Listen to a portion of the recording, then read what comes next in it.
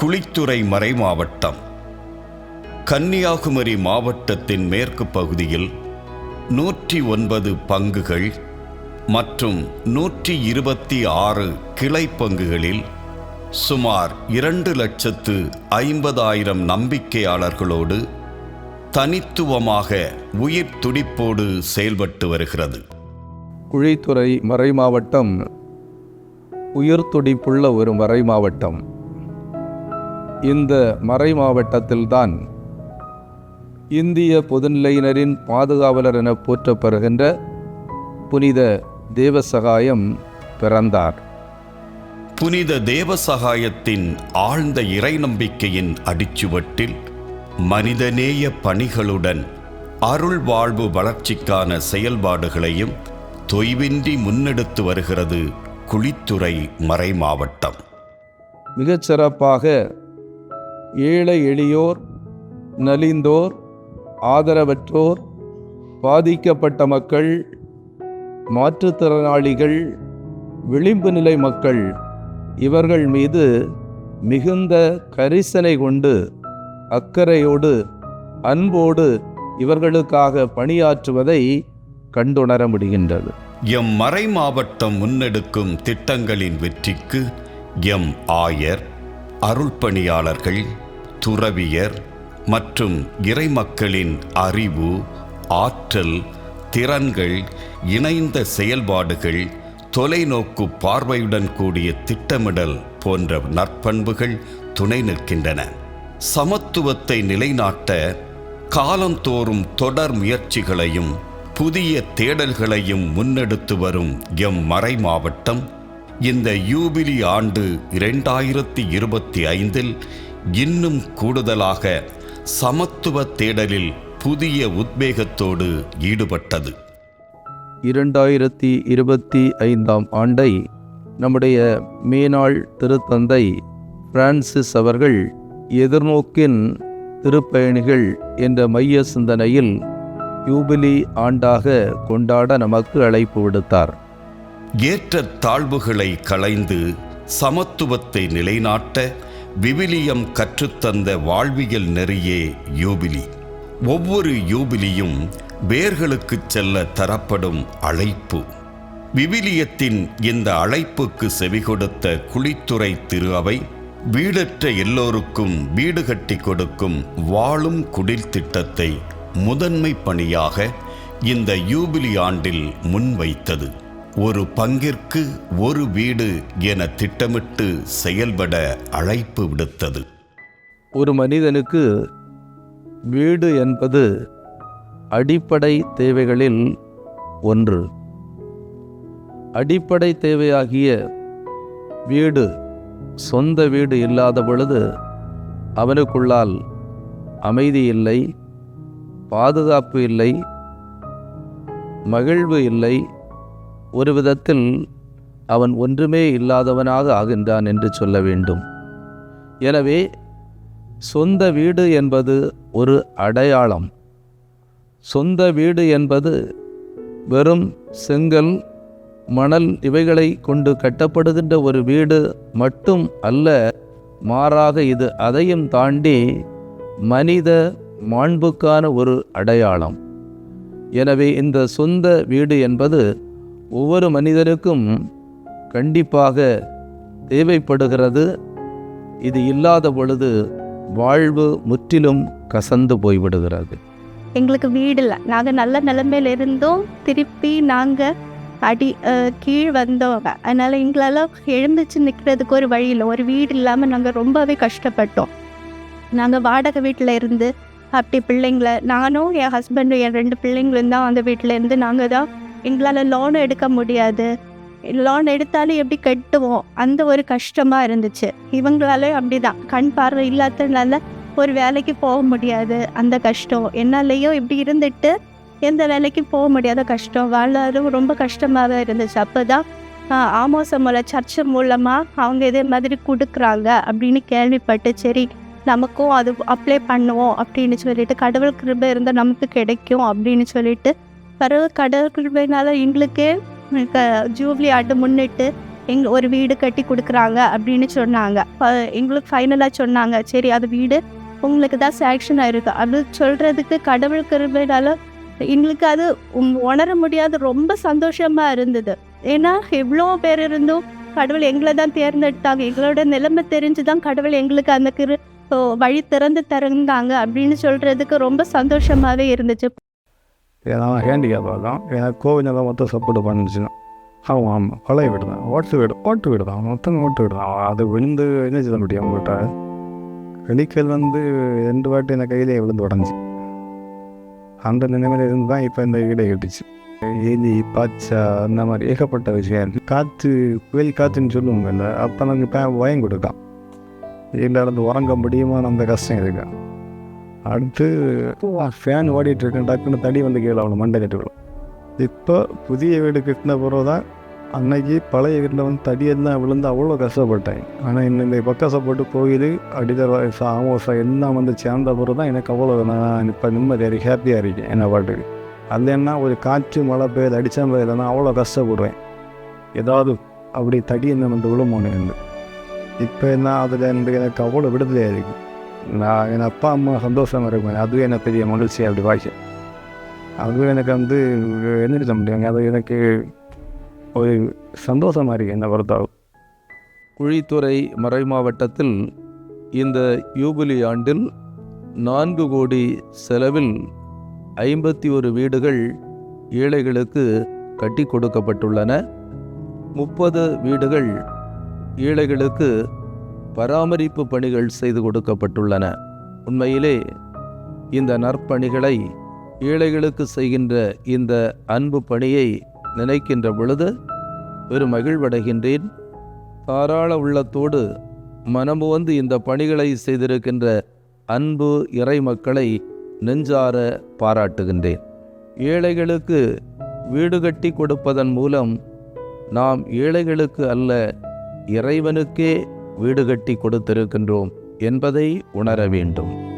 எங்கள் அம்பியத்தில் எழுதி கொடுத்தோம். எழுதி கொடுத்து எங்களுக்கு இவ்வளோ வீடு வச்சு தந்தாவ. எனக்கம்மோ ஒரு கேன்சரில் இறந்து போனேன் மூத்தவன். அவன் இறந்து 3.5 வருஷம் போல ஆகும். மிக குத்தி அடைச்சி தாள் வச்சு அடைச்சி பேப்பரம் வச்சு மேலே கூரை ஓலை வச்சு அடைச்சி அதில் இருந்தோன்னா பாம்பு பள்ளி மெதலும் உள்ளது எல்லாம் வீட்டுக்கு ஓடி நாங்கள் படுத்திருந்தாலும் வீட்டுக்கு ஓடி வந்துடும். ஆமாம் வந்துடும் வீட்டுக்கு. அப்படி இருந்து அது கழிச்சு தான் அவிய சாமியெல்லாம் பார்த்துக்கிட்டு போய் அது எவ்வளோத்தையும் கட்டித்தரலான்னு சொல்லி அவிய சொன்ன பிறகு தான் எங்களுக்கு பிரித்து ஒரு சைடு நவுண்டு இருந்து அந்த அவிய பார்த்துக்கிட்டு தானே கட்டித்தரலான்னு சொல்லி எங்களுக்கு இவ்வளோ நாளும் செய்து தந்த நன்றி எங்களுக்கு. நன்றினா கோடி ஆமாம், மறக்க முடியாத நன்றி. நம்ம இதை பார்த்து வேற யாரும் இல்லை. எங்களுக்கு ஒரு நோய் எல்லாம் இறந்து போய் நாம் நட்ட வைக்கிறாங்க. நட்ட பயம்னா நல்ல எல்லாம் கொடுக்குறது வாங்கலுக்கு செய்யுதோ அப்போ ஜோம்பிலேருந்து பார்க்குறதுக்கோ அம்மை ஜோம்பிலேருந்து பார்க்குறதுக்கு ஒரு நல்ல நாளத்தையும் அது ஒரு பேட்டி எடுத்தாடுறதுக்கோ எல்லாத்துக்கும் நல்ல முடியும். ஏழைகளுக்கு வீடு கட்டி கொடுக்கின்ற பணியானது குழித்துறை மறை மாவட்டத்திற்கு முற்றிலும் புதிதன்று.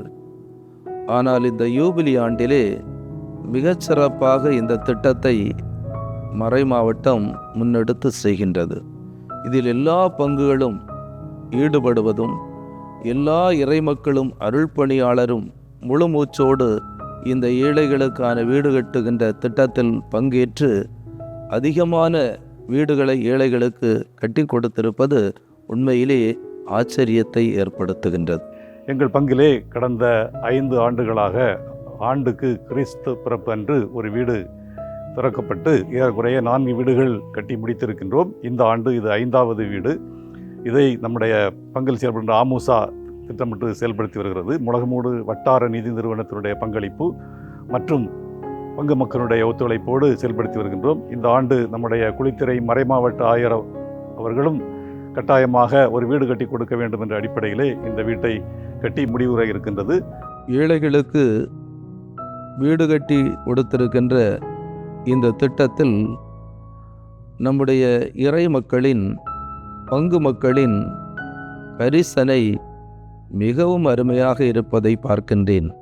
பங்கிலே உள்ள பாலர் சபை, சிறுவழி இயக்கம், ஒய்சிஎஸ், இளைஞர் இயக்கம், அதே போல அங்கே இருக்கின்ற இதர அமைப்புகள் அல்லது அடித்தள முழு வளர்ச்சி சங்கம், அங்கே இருக்கின்ற பங்கு அருள்பணி பேரவை, அங்கே உள்ள இறைமக்கள் அத்தனை பேருமே இந்த பணியிலே ஒவ்வொருவரும் முழுமூச்சாக ஈடுபட்டிருப்பது, உதவி செய்திருப்பது, தங்களுடைய உழைப்பை உதவியை அவர்கள் கொடுத்திருப்பது மிகுந்த பாராட்டுதற்குரிய ஒரு காரியம். இந்த வீட்டை கட்டுகின்ற பொழுது எங்கள் பங்கினுடைய சிறுவர்கள் முதல் ஒய்சிஎஸ், இளைஞர்கள், ஆண் பெண் எல்லோரும் இந்த பணியை செய்தார்கள்.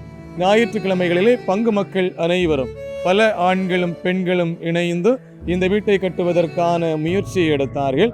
ஒரு பங்கு தளத்திற்கு செல்லுகின்ற பொழுது அல்லது ஒரு ஏழை வீடை சென்று அர்ச்சித்து திறந்து வைக்கின்ற பொழுது அங்கே பார்க்கின்ற காட்சிகள் எல்லாம் மிக அருமையாக இருக்கின்றது.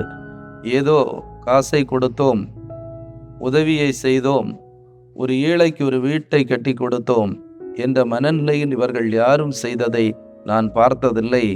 மாறாக அவர்கள் அத்தனை பேரும் அந்த இடத்திற்கு வந்து அந்த ஏழையோடு இருந்து அவர்களுக்கு அதை செய்து கொடுப்பது மட்டுமல்லாமல் அவர்களோடு அதை ஒரு விழாவாக கொண்டாடுவது என்பது உண்மையிலே மிகவும் மகிழ்ச்சி தருகின்ற ஒரு காரியமாக இருக்கிறது. சக மனிதனின் சமய சாதி அடையாளங்கள் முன்னிலைப்படுத்தப்பட்டு வெறுப்பு அரசியல் விதைக்கப்பட்டு சமூக நல்லிணக்கத்தின் வேர்களில் நஞ்சை ஊற்றும் இன்றைய சூழலில் வாழும் குடில் திட்டம் சமய எல்லைகளை கடந்து சமூக நல்லிணக்கத்திற்கு சாட்சியாக மாறியிருக்கிறது. இத்திட்டத்தின் பயனாளிகள் தேர்வில் சமயமோ பங்கு உறுப்பினர் என்ற உரிமையோ முதன்மையாக்கப்படவில்லை. யார் அதிக தேவையில் இருக்கிறார்கள் என்பதே முதல் தகுதியாக பார்க்கப்பட்டிருக்கிறது.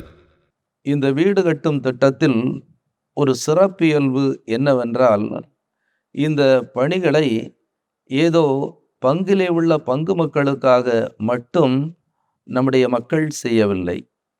இவர்கள் சபைகளை, மதங்களை தாண்டி சென்று ஏழைகளை கண்டுபிடித்திருக்கின்றார்கள்.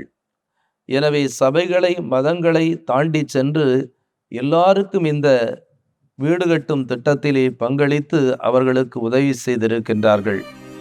இன்னும் மகிழ்ச்சியான ஒரு நிகழ்வு என்னவென்றால், திருமதி அப்பி அம்மா, திருமதி பொன்னம்மா இவர்கள் எங்களுடைய பங்கினுடைய உறுப்பினர் அல்ல, வேற்று சமயத்தை சார்ந்தவர்கள்.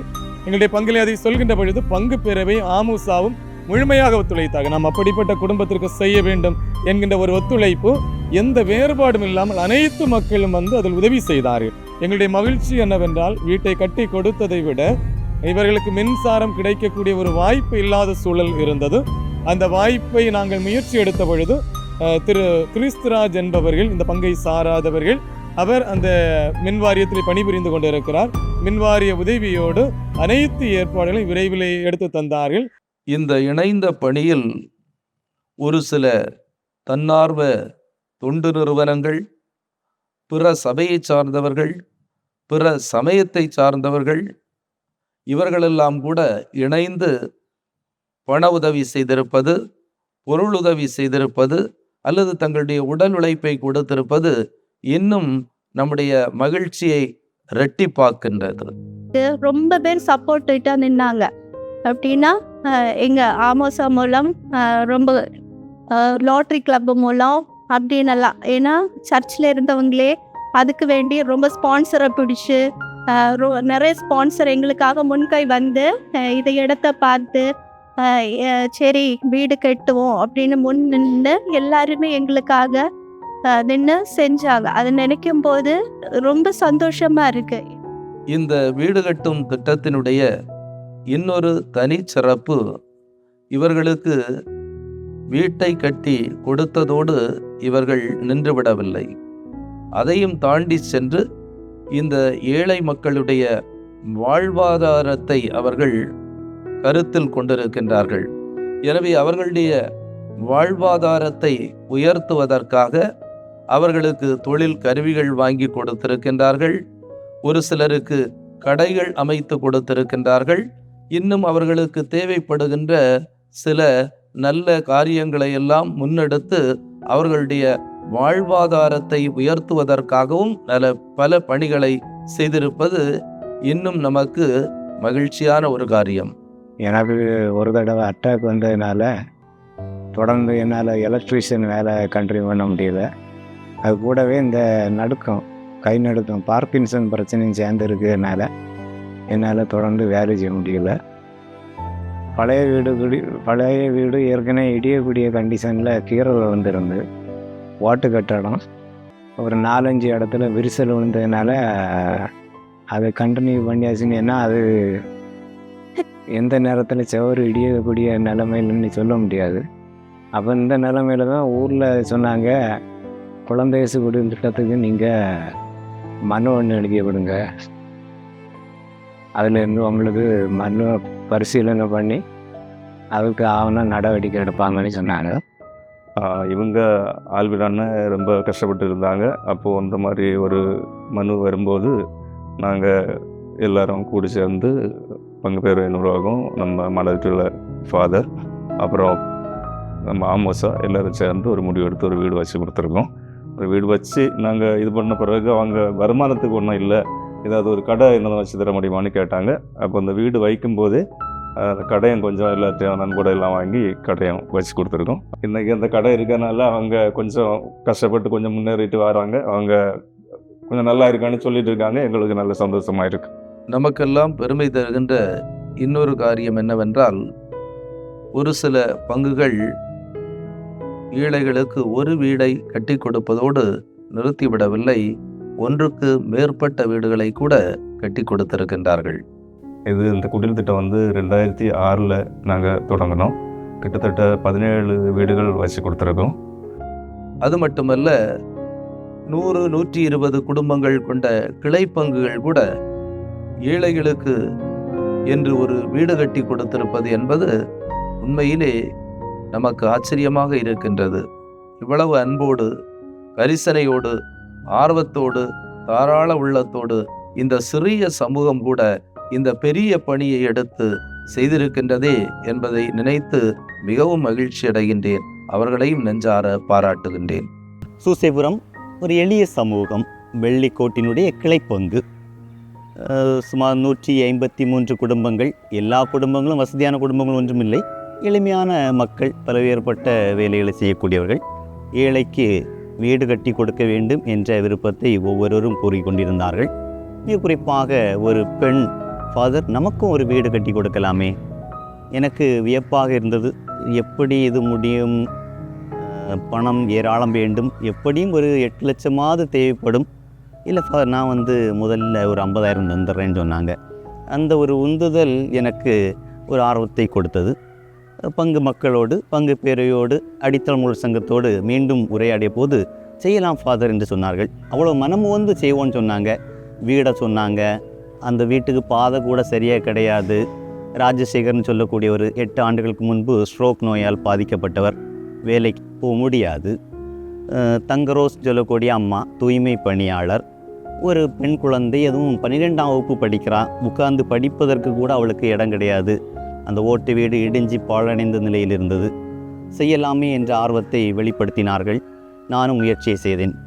வீடு வீடாக சென்று காசு கேட்கலான்னு போகும்போது ஒவ்வொரு வீட்டினுடைய நிலையும் பார்க்கும்போது பரிதாபமாக இருந்தது. இப்படி கொஞ்சம் கொஞ்சமாக கேட்கும்போது ஒவ்வொருத்தரும் பணி செய்ய முன் வந்தாங்க. ஒருத்தர் அந்த பழைய வீடை இடிச்சுக்கு மாற்றுவதற்கு நண்பர்களை கொண்டு வந்து செய்கிறேன்னு சொன்னார். ஒருத்தர் கல் சுமக்கிறதுக்கு நான் ஏற்பாடு செய்கிறேன்னு சொன்னார். ஒருத்தர் முதல் டிம்போ கருங்கல் நான் ஃப்ரீயாக பண்ணுறேன்னு சொன்னார். இப்படி சின்ன சின்னதாக செய்ய தொடங்கும்போது உண்மையிலே சந்தோஷம் வந்தது. நாம் செய்து விடலாம் என்ற ஒரு முயற்சியை மேற்கொண்டோம். கடைகளுக்கு சென்று பெயிண்ட் வேணும் என்று கேட்டபோது ஃபாதர் தாராளமாக தாரோன்னு சொன்னவங்க, டைல் வேணும்னு கேட்கும்போது தாராளமாக தாரோன்னு சொன்னவங்க, செங்கல் வேணும்னு கேட்கும்போது செங்கல் தரலான்னு சொன்னவங்க, டோர் வேணும்னு கேட்கும்போது தரலான்னு சொன்னவங்க அந்த வீடுகளிலே மக்கள். ஃபாதர் நான் இதை செய்கிறேன்னு சொல்லி செய்தாங்க. அந்த பொண்ணு அதே மாதிரி எண்ணிக்கிட்டே இருந்தான். ஃபாதர் வீடு கிறிஸ்மஸுக்கு முன்னாடி நடக்கணும்னா 33 நாள் இருக்குது, 22 நாள் இருக்குது, எங்கள் வீட்டில் புதிய வீட்டுக்கு நான் போகிறேன் என்ற ஒரு ஆர்வத்தை வெளிப்படுத்தினது அந்த பிள்ளையுடைய முகத்தில் ஒரு மகிழ்ச்சியை உண்மையிலே காண முடிந்தது. இந்த அருமையான வாழும் குடில் திட்டத்திலே மிகச்சிறப்பாக பணியாற்றி இருக்கின்றார்கள் நம்முடைய அன்பு அருள் பணியாளர்கள்.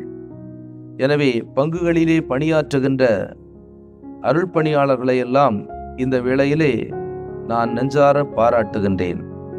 இந்த பணியை செய்வதற்கு அன்பியங்கள், பங்கிலே உள்ள இதர அமைப்புகள், இறை மக்கள் இவர்களுக்கெல்லாம் ஊக்கம் கொடுத்தது, உற்சாகம் கொடுத்தது, இந்த பணிகளை செய்ய தூண்டியது, வழிகாட்டல் கொடுத்தது, அவர்களோடு இணைந்து நின்று இந்த பணியை முன்னெடுத்து செய்தது, இவைகளெல்லாம் உண்மையிலே நம்முடைய அருள்பணியாளர்கள் எவ்வளவு ஆர்வத்தோடு அர்ப்பணத்தோடு ஏழைகள் மீது கரிசனையோடு செயல்பட்டிருக்கின்றார்கள் என்பதை நமக்கு எடுத்து சொல்லுகின்றது.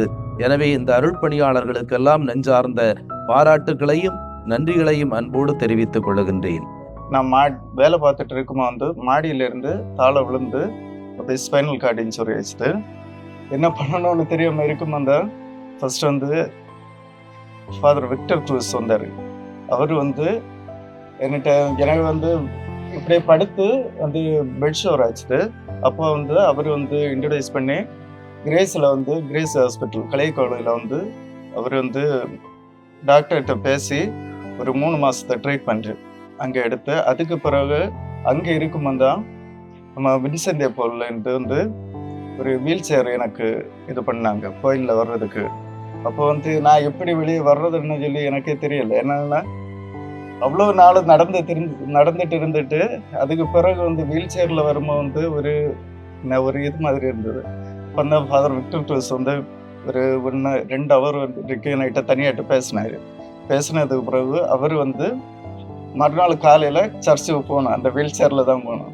பேசினது ஒரு போனேன் வீல் சேரில் சர்ச்சுக்கு போய் எல்லோரும் பார்த்தாங்க, எல்லோரும் சந்தோஷப்பட்டாங்க. அடுத்து வந்து சிஸ்டர் மரிய புஷ்பம் சிஸ்டர் வந்து என்கிட்ட வந்துருந்து பேசி இப்படி இருந்தாச்சுன்னா சரியாகாதுன்னு சொல்லி மைண்டு இது பண்ணுறதுக்கு வேண்டி இந்த கொரோனா டைம் வந்து அவருக்கு இங்கே இருந்து சொல்லி தர்றது கேரிங் ஒரு வசதி இல்லாததுனால அவர் வந்து ஸ்கூலில் அவருக்கு சொந்த லேப்டாப்லேயே நான் கொஞ்சம் கம்ப்யூட்டரை பற்றி ஓரில் சொல்லி தந்து அவரே அடுத்து கொஞ்சம் பேசி என்கிட்ட பேசி இதே மாதிரி வச்சா உனக்கு கொஞ்சம் மைண்ட் ரிலீஸ் ஆகுங்கன்னு சொல்லிட்டு அவரே ஸ்பான்சர் பண்ணி அடுத்து சர்ச்சில் இருந்து கொஞ்சம் ஹெல்ப் பண்ணி இந்த செராக்ஸ் மிஷின் கம்ப்யூட்டர் எல்லாம் வாங்கி வச்சு அப்படி எனக்குள்ள வாழ்வாதாரத்துக்கு கொஞ்சம் இது பண்ணார். அடுத்து வந்து வீடு வந்து பழைய வீடு வந்து இருந்துச்சு. பழைய வீடு வந்து ஷீட்டு போட்டதாக இருந்தது. அந்த வீடு வந்து ரொம்பவும் மோசமாட்டு இருந்தது. மழை வந்தாச்சுன்னா தண்ணி எல்லாம் உள்ளே வந்துடும் அப்படி இருந்துச்சு. அதை வந்து பிறகு கோயிலில் சர்ச்சில் வந்து சர்ச்சில் மனு விட்டு அப்படியே வந்து சர்ச்சில் இருந்து எனக்கு இந்த ஒரு புதிய வீடு வச்சு தந்தாங்க. நம்ம இப்படி நார்மலாக இந்த தொழில் இந்த வேலை இல்லாமல் இருந்தாச்சுன்னா நமக்கு சிந்தனைகள் வந்து ஒரே இதில் இருந்துகிட்டே இருக்கும். இப்போ வந்து சப்போஸ் இப்போ ஒரு ஆள் வந்தாச்சுன்னா ஒரு செராக்ஸ் எடுக்கிறதுக்கோ எல்லாமே ஒரு ரீசார்ஜ் பண்ணுறதுக்கு வந்தாச்சுன்னா நம்ம சிந்திக்கிறது வந்து மாறிடும். அந்த இதுக்கு கணக்காக தான் அவர் இது பண்ணார். எல்லாமே வந்து நான் இப்படி இருந்தாச்சுன்னா ஒருவேளை இந்த டைமில் இருந்திருக்க முடியாது, இருக்கலாம், சொல்ல முடியாது. அது சிந்தனைகள் அப்படி என்னன்னா அவ்வளவு நாள் நடந்து தெரிஞ்சுட்டு டக்குன்னு பிரேக் ஆகும்போது வந்து மனசு ரொம்ப கஷ்டமா இருக்கும். மனசு ரொம்ப கஷ்டமாச்சுது. பிறகுதான் இது ஒவ்வொரு ஆளாட்டு வந்து ஒவ்வொரு பங்குல இருந்துதான் ஃபுல் சப்போர்ட் பங்குல இருந்து ஒவ்வொரு ஆளா வந்து ஒவ்வொரு மோட்டிவேஷன் அப்படி ரொம்ப ஹெல்ப் பண்ணாங்க. பங்குதான் ஃபுல்லா இது வரைக்கும் வச்சிருக்கிறது பங்குதான். அதுபோலவே நம்முடைய பங்குகளிலே செயல்படுகின்ற பங்கு பேரவை நிர்வாகிகள், உறுப்பினர்கள் இவர்களுடைய பங்கும் பெரிதாகவே இருக்கின்றது. அருள்பணியாளர்களோடு இணைந்து திட்டமிட்டு இந்த பணிகளை முன்னெடுத்து செய்திருக்கின்றார்கள். அதே போல நம்முடைய பங்குகளிலே செயல்படுகின்ற அடித்தள முழு வளர்ச்சி சங்கம் அவர்களும் மிகச் சிறப்பாக இணைந்து செயல்பட்டு இந்த பணிகள் சிறப்பாக நடைபெற உதவி செய்திருக்கின்றார்கள்.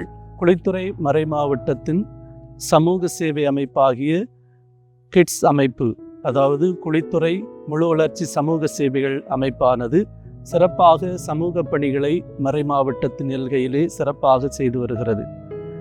இது சமூக சேவை பணிகளை பங்குத்தளங்களில் இது எப்படி விரிவுபடுத்துகிறது என்று சொன்னால், ஒவ்வொரு பங்குத்தளத்திலும் அடித்தள முழு வளர்ச்சி சங்கங்களை ஏற்படுத்தி இருக்கிறது. அதாவது ஆமோசாக்களை ஏற்படுத்தி கிட்ஸ் தனது சமூக பணிகளை சிறப்பாக செய்து கொண்டிருக்கிறது. அந்த ஆமோசாக்கள் வட்டார அளவில் வட்டார முழு வளர்ச்சி சங்கங்களாக, அதாவது வாமுசாக்களாக அது ஒருங்கிணைக்கப்பட்டு இந்த பணிகள் சிறப்பாக செயல்படுத்தப்பட்டு வருகிறது.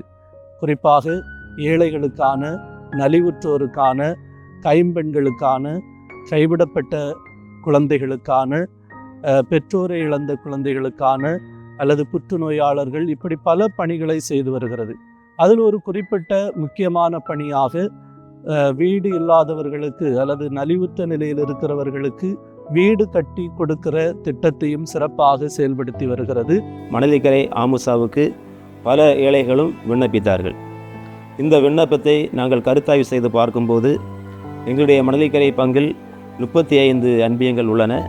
இந்த 35 அன்பியங்களிலும் கிட்டத்தட்ட ஒரு 10 விண்ணப்பங்கள் பக்கத்தில் வந்திருக்கும். இந்த 35 அன்பியங்களை நாங்கள் அந்த 10 விண்ணப்பங்களை ஆய்வு செய்த பிறகு அன்பியன் 17 அன்னை அன்பியத்தை சார்ந்த திருமதி மரிய புஷ்பம் என்பவருடைய வீடானது மிகவும் மோசமான நிலையில் இருந்தது. நாங்கள் வந்து பார்வையிட்டோம். மேலும் அவருடைய குடும்ப உறுப்பினர்களை பார்க்கும்போது அந்த மரிய புஷ்பம் என்று சொல்லக்கூடிய அந்த நபரும் அவருடைய பிள்ளைகளும் மிகவும் மனநலம் குன்றியவர்களாக இருந்தார்கள். அவங்களுக்கு இருந்த தற்போதைய ஒரு சிறிய குடிலானது ஒரு 50 சதுர அடிக்கு உள்ளால் தான் என்ன செய்யணும்னா இருக்கும். மழை பெய்தாச்சுன்னா அந்த வீட்டில் வந்து யாருமே குடியிருக்க முடியாது. உள்ளால் வந்து மழை நீரானது இறங்கி கொண்டிருக்கும். மின்சார வசதி அங்கு கிடையாது. முற்றிலுமாக மின்சார வசதியோ தண்ணீர் வசதியோ கழிவறை வசதியோ அங்கு இல்லை. அவர்கள் 4 உறுப்பினர்களும் அந்த சிறிய குடிலுக்குள்ளால் மிகவும் கஷ்டப்பட்டு மழை நேரம் ரொம்ப கஷ்டத்தில் வந்து ஒதுங்கி இருந்தார்கள். மேலும் அங்கு வருமானத்தை ஈட்டக்கூடிய நபர்கள் அங்கு யாருமே இல்லை. இதை நாங்கள் கருத்தில் கொண்டு இந்த எண் 17 அன்னை என்பதை சார்ந்த திருமதி மரிய புஷ்பம் என்பவருக்கு அந்த வீடு கட்டியிருந்தால் நன்றாக இருக்கும் என்ற விண்ணப்பத்தை நாங்கள் வாமுசாவுக்கு வழங்கினோம். அந்த வாமுசாவினரும் அவர்கள் நேரடியாக வந்து ஒவ்வொரு விண்ணப்பம் செலுத்திய ஒவ்வொரு வீட்டையும் அவர்கள் நேரடியாக வந்து ஆய்வு செய்தார்கள். இந்த மரிய புஷ்பம் என்பவருடைய வீட்டையும் ஆய்வு செய்தார்கள். இறுதியாக இந்த மரிய புஷ்பம் என்பவருக்கு இந்த கிறிஸ்துமஸ் குடிநீர் வீடானது பங்களிக்கப்படும் என்று அவர்கள் அறிவித்த போது எங்களுடைய மணலிக்கரை பங்கு மக்களுக்கு உண்மையிலேயே மிகுந்த மகிழ்ச்சியாக இருந்தது. காரணம், அவர்கள் வந்து அடித்தட்டு மக்களை சார்ந்தவர்கள், வறுமை கோட்டிற்கு கீழ் உள்ளவர்கள். அவர்களால் எதையுமே சம்பாதிக்க இயலாத நிலையில் இருந்தார்கள். அவர்களுக்கு உதவுவதே ஊர் மக்கள் மற்றும் பக்கத்து அண்டை வீட்டுக்காரர்கள் தான் ஏதோ சாப்பிடுவதற்கெல்லாம் உதவி செய்து கொண்டிருந்தார்கள். ஆகவே இந்த வீடு கட்டும் திட்டம் இந்த மரிய புஷ்பம் என்பவர் கிடைத்தது மிகுந்த மகிழ்ச்சியை கொடுத்தது. இந்த வீட்டினுடைய மொத்த மதிப்பீடு ரூபாய் 6.5 லட்சம். இப்போது இந்த இல்லமானது அவர்கள் குடியிருப்பதற்கு மிக சிறந்த ஒரு சொர்க்க பூமியாக மாறியிருக்கின்றது. நம்முடைய ஒவ்வொரு பங்கு தளத்திலும் உள்ள பல பங்கேற்பு அமைப்புகள், திருத்தூது கழகங்களாக இருக்கலாம், இயக்கங்களாக இருக்கலாம், இதர அமைப்புகளாக இருக்கலாம். இவர்கள் ஒவ்வொருவருமே சிறு குழந்தையிலிருந்து முதியோர் வரை அனைவரும் அருமையாக ஈடுபட்டு இந்த நற்பணிகளை செய்திருக்கின்றார்கள். எனவே அத்தனை பேரையும் மிகச் சிறப்பாக அனைத்து அன்பு இறை மக்களையும், வீடில்லாத மக்களுக்கு வீடை கொடுத்து இன்றைக்கு ஏழைகளில் இறைவனை காணுகின்ற உங்கள் அனைவரையும் நெஞ்சார பாராட்டுகின்றேன். உங்கள் அத்தனை பேருக்கும் நெஞ்சம் நிறைந்த நன்றிகளை அன்போடு தெரிவித்துக் கொள்ளுகின்றேன். நாங்கள் எல்லாரும் இணைஞ்சு ஒரு ஆண்டு திட்டத்தை நாங்கள் ஒரு ஆண்டுக்கு ஒரு வீடு ஏழைகளுக்கு கட்டலாம் என்ற எண்ணத்தை நாங்கள் நினைவுபடுத்தி அதை தொடர்ந்து அடுத்த கட்டத்தை கூட நாங்கள் கொண்டு வந்திருக்கிறோம். எத்தனை பேருக்கு இன்னும் பல உதவிகளை நாங்கள் செஞ்சுட்ருக்கோம். ஏழைகளுக்காகட்டும், படுக்கையில் இருக்கிறவங்களுக்காகட்டும், எல்லாருக்கும். மற்ற யாராக இருந்தாலும் இப்போ எங்களை அணுகிறதுக்கு ரொம்ப ஆட்கள் நிறைய பேர் வராங்க. இருதயபுரம் பங்கு, இந்த மக்கள் நல்ல குணம் உண்டவங்க, அவங்கள்கிட்ட நம்ம நாடி போனால் இன்னும் நமக்கு பலன் கிடைக்கும் என்ற எண்ணத்தோடு இருக்கிறாங்க. அப்போ கடவுளுடைய ஆசீர்வாதம் எங்களுக்கு இன்னும் தேவைப்படுது. இன்னும் பலப்படுத்தணும்னா இன்னும் ஒரு ஆண்டு ஒன்றுன்னுள்ளது இன்னும் ஒரு வீடை கூட கட்டுறதுக்கு எங்களுக்கு பலன் இருக்குது. கண்டிப்பாக அவருடைய ஆசீர்வாதம் இருந்தால் கண்டிப்பாக நாங்கள் செய்வோம். யூபிலி ஆண்டில் நாம் 51 வீடுகளை ஏழைகளுக்கு கட்டி கொடுத்திருக்கின்றோம். 30 வீடுகளை ஏழைகளுக்கு பராமரிப்பு பணிகள் செய்து கொடுத்திருக்கின்றோம். இந்த வீடு கட்டுகின்ற இந்த பணிகள், இந்த திட்டம் இன்றோடு முடிந்து விடுகின்ற ஒரு திட்டம் அல்ல. மாறாக இது தொடர்ந்து நாம் செய்ய வேண்டிய ஒரு பணி, தொடர்ந்து நாம் செய்ய வேண்டிய ஒரு திட்டம். எனவே நம்முடைய மறை மாவட்டத்தில் உள்ள அனைத்து பங்குகளிலும் உள்ள மக்கள் இந்த திட்டத்தில் ஈடுபட வேண்டும். நம்முடைய மறை மாவட்டத்திலும் நம்முடைய மாவட்டத்திலும் இன்னும் வீடுகள் இல்லாமல் ஏராளமான மக்கள் தவித்து கொண்டிருக்கின்றார்கள். எனவே இந்த மக்களெல்லாம் வீடு பெற்று, சொந்த வீட்டை பெற்று மகிழ்வோடு வாழுகின்ற வரை இந்த திட்டமானது ஒரு பெருங்கனவு திட்டமாக தொடர வேண்டும். எனவே தொடருகின்ற இந்த திட்டத்திலே நாம் அனைவரும் இணைந்து உழைத்து பணியாற்றி இந்த வீடு இல்லாத ஏழை மக்கள் வீடு பெறுவதற்காக நாம் அனைவரும் உதவிக்கரம் நீட்ட வேண்டும். எனவே இந்த திட்டம் இன்றோடு முடிந்துவிட்ட ஒரு திட்டம் அல்ல. இது ஜூபிலி ஆண்டை கடந்தும் தொடருகின்ற ஒரு திட்டம், இது தொடருகின்ற ஒரு பயணம். எனவே இந்த திட்டத்திலே நாம் தொடர்ந்து ஈடுபட்டு பணியாற்ற முன்வருவோம். இது வாழும் குடில் திட்டம், இது வளரும் திட்டம். வீடு என்பது வெறுமனே வாழ்வதற்கான ஒரு இடம் மட்டுமல்ல, அது ஒரு அடையாளம். வீடற்றவர்கள், முகவரி அற்றவர்கள் என இருந்த 51 குடும்பங்களுக்கு எம் மறை மாவட்டம் வீடு தந்ததின் மூலம் அவர்களுக்கு புதிய முகவரி தந்துள்ளது. அவர்களின் தன் மதிப்பை உயர்த்தியுள்ளது. சமூக அந்தஸ்தை வழங்கியுள்ளது. வாழ்வின் மீதான ஒரு பிடிப்பை, வாழ்வதற்கான பொருளை வழங்கியுள்ளது. வீடு கட்டி கொடுப்பது என்பது வெறும் இரக்க உணர்வின் வெளிப்பாடு மட்டுமல்ல, அது தேவையில் இருப்போர் என்று எவரும் அவர்கள் மத்தியில் இல்லை என்ற தொடக்க திரு அவையின் வாழ்வியல். சமய நல்லிணக்கத்துக்கு, கிறிஸ்தவ ஒன்றிப்பிற்கு வாழும் சாட்சிகளாக குடில் வீடுகள் மாறியுள்ளன. இந்த வீடுகள் சமூக மாற்றத்திற்கான விதைகளாக இம்மண்ணில் விதைக்கப்பட்டுள்ளன. வாழும் குடில் திட்டம் இந்த யூபிலி ஆண்டோடு முடிந்துவிடப் போவதில்லை. வீடற்றவர்கள் யாரும் எங்கள் மத்தியில் இல்லை என்ற நாள் வரும் வரை இக்கனவு பயணம், இந்த லட்சிய பணி தொடர்ந்து கொண்டே இருக்கும். இது ஒரு தொடர் பயணம், நீண்ட பயணம், லட்சியத்தை நோக்கிய பயணம். இணைந்து பயணிப்போம், இல்லாமை போக்குவோம்.